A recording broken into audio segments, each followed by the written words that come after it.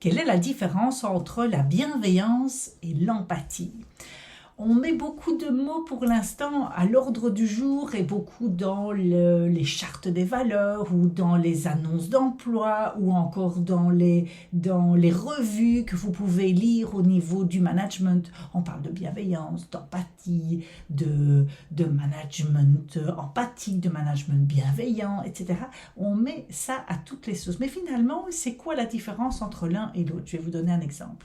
Bonjour, je m'appelle Karine Deville, je suis experte en puzzle d'équipe, c'est-à-dire que j'accompagne des chefs d'entreprise à se bâtir une équipe autonome, une équipe qui va savoir travailler ensemble, que vous soyez là ou pas, pouvoir gagner en sérénité, être focus sur votre zone de génie et de pouvoir vous libérer de votre équipe. Et cerise sur le gâteau, de pouvoir avoir une croissance à 2 chiffres au bout d'un an, simplement grâce à l'équipe.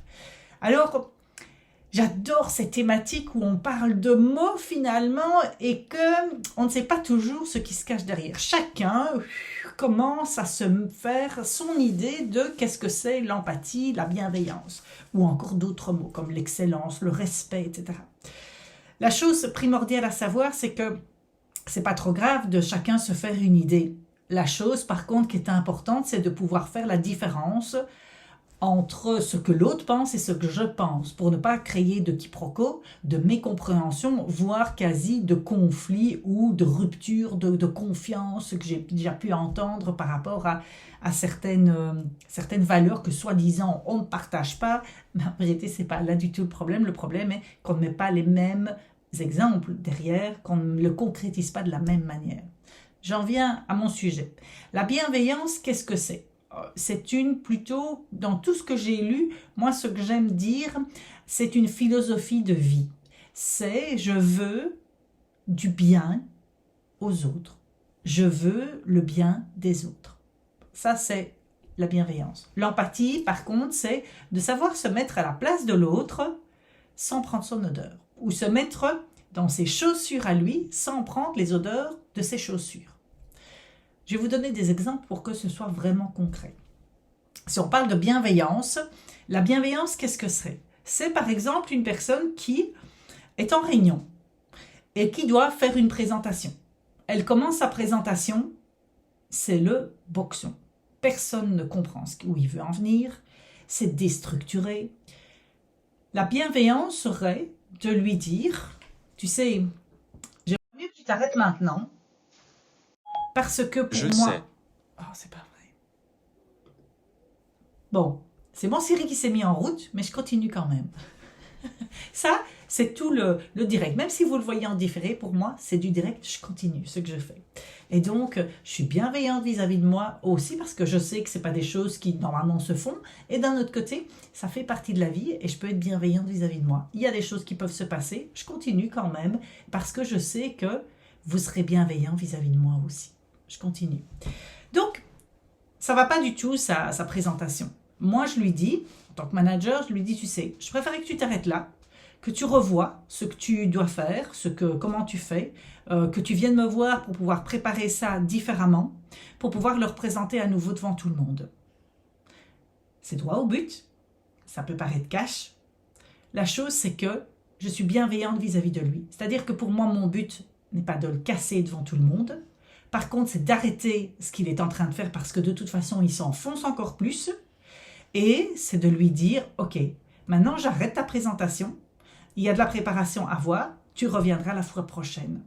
Et je sais que derrière, ce que je dis, je vais le faire en acte. C'est-à-dire que quand il viendra dans mon bureau, quand on reverra les choses ensemble, je ne vais pas commencer à le blâmer. S'il n'est pas dans la même pièce et que je parle de sa présentation, je ne vais pas commencer à le casser.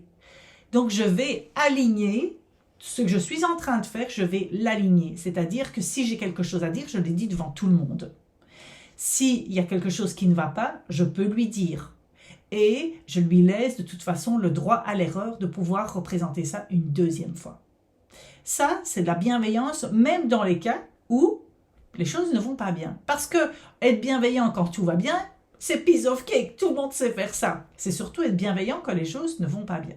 L'empathie. L'empathie, ce serait, pour cette même réunion, cette même présentation, de pouvoir lui dire comment tu te sens en faisant cette présentation. Je vois que j'ai l'impression que tu es vachement nerveux. Et donc de pouvoir aller et de pouvoir peut-être le couper et lui dire « Ok, je te laisse quelques minutes pour te reprendre, quelques secondes, je comprends. La première fois que moi j'ai fait une présentation comme tu l'as fait, c'était pas du tout évident. Et donc je tremblais allez, devant tout le monde, j'avais les mains moites. Ok, est-ce que quelqu'un n'aurait pas une petite blague justement pour détendre un peu l'atmosphère? Là, c'est de l'empathie. Pourquoi? Parce que j'arrive à me mettre à sa place. Parce que soit j'ai vécu les choses, soit parce que je lui pose la question, soit alors parce que je peux m'imaginer certaines choses et je lui en parle. Pour pouvoir, ok, il y a de l'empathie qui vient.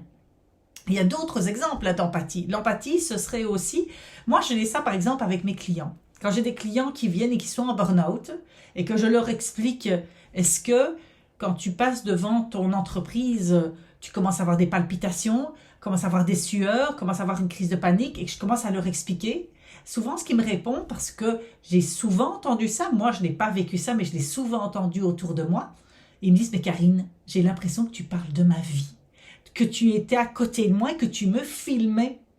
Et donc là, j'ai de l'empathie parce que je sais, je peux sentir tout en n'étant pas dedans, parce que je ne l'ai pas vécu, pas avec la même intensité, mais je peux sentir ce qui se passe. Je peux ressentir ses émotions. Je peux ressentir ce qui se passe dans sa tête.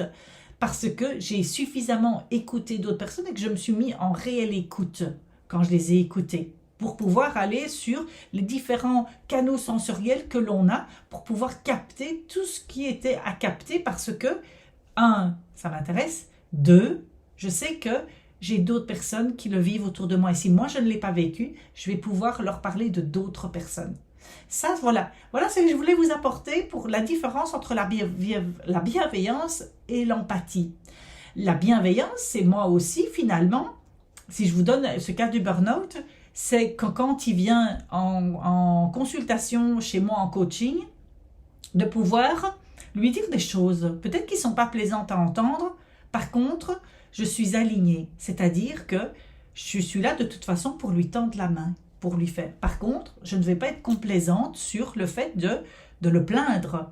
Alors, par exemple, j'ai dit à une de mes clientes qui avait vécu quelque chose de très très difficile dans son entreprise, je lui ai dit, tu as été victime. Et ça, tu peux le reconnaître. Par contre, maintenant, il était possible de ne plus développer les mêmes réactions et d'arrêter alors de te prendre pour une victime. C'est deux choses différentes. Et donc, je me suis mis en empathie parce que là, je l'ai reconnu dans ce qu'elle faisait et je me mets en bienveillance parce qu'il y a quelque chose sur lequel on doit bosser pour sortir de cet état finalement. Voilà les deux qui se parlent finalement, la bienveillance et l'empathie vont se parler l'une à l'autre, par contre elles n'ont pas la même fonction. J'espère que cette vidéo vous aura aidé à pouvoir voir quand est-ce que vous pouvez vous mettre en empathie, quand est-ce que vous pouvez vous mettre en bienveillance et que finalement, l'empathie n'est pas de devenir, de pleurer avec l'autre ou de se lamenter avec l'autre, mais par contre, c'est de passer en bienveillance pour pouvoir lui dire « Ok, mais ma main est tendue, la chose c'est que j'ai besoin de toi pour t'aider. » Voilà, j'adore ce sujet, j'ai adoré faire cette vidéo. J'espère en tous les cas que pour vous aussi, ça permet de voir la différence et de pouvoir commencer à pouvoir voir vers quoi vous devez passer quand vous êtes avec quelqu'un. Ok, je dois arrêter l'empathie, hop là, je dois passer en bienveillance, même si c'est difficile. Je vous propose en tous les cas 4 choses. La première, c'est de vous abonner à cette chaîne YouTube parce qu'on est au défi. Je suis dans un défi 365 jours de vidéos et je suis à la vidéo numéro 91. La deuxième chose, c'est de me faire un commentaire sur qu'est-ce que ça vous apporte de pouvoir connaître la différence entre bienveillance et empathie et qu'est-ce que vous allez mettre en place parce que c'est ça quand même le plus important. La troisième chose, c'est de passer le test votre style de management pour pouvoir connaître votre style et de pouvoir également travailler déjà sur les points que vous pouvez améliorer. La quatrième chose, c'est si vous avez pensé à quelqu'un qui aurait besoin de cette vidéo, envoyez-lui. On ne peut pas aider tout le monde, mais on peut aider une personne à la fois. Je vous souhaite une belle journée.